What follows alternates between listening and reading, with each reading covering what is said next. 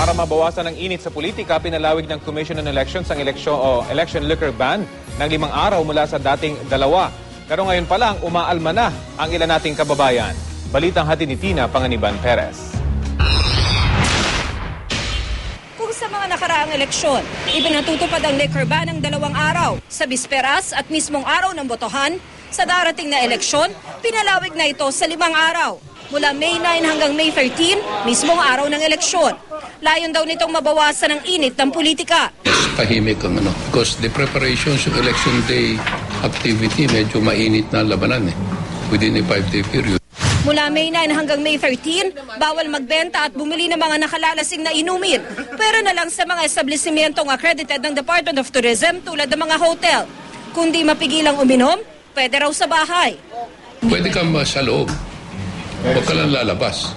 Sumulat sa COMELEC noon ng MMDA para ipatupad ang liquor ban sa buong election period o mula January 13 hanggang June 12 para raw maiwasan di lang ang mga banggaan sa mga kalsada kundi pati na rin mga banggaan sa politika. Pero di pumayag ang COMELEC. Masyado namang mahaba. There will be an adverse reaction from the liquor manufacturers. Wala naman daw kinonsulta ang COMELEC na sinuman sa labas ng komisyon. Naniniwala ang mga COMELEC commissioner na wala silang nilalabag na batas sa pagpapahaba sa liquor ban. Libre raw ang sinumang questionin ang kanilang desisyon sa Korte Suprema. Yeah, problema namin ito is if it's question. So it's a possibility that somebody might question the expansion to 5 days. Dahil ang panahon ng eleksyon ay panahon din ng mga piyesta sa bansa, may ilang kontra sa pinalawig na liquor ban.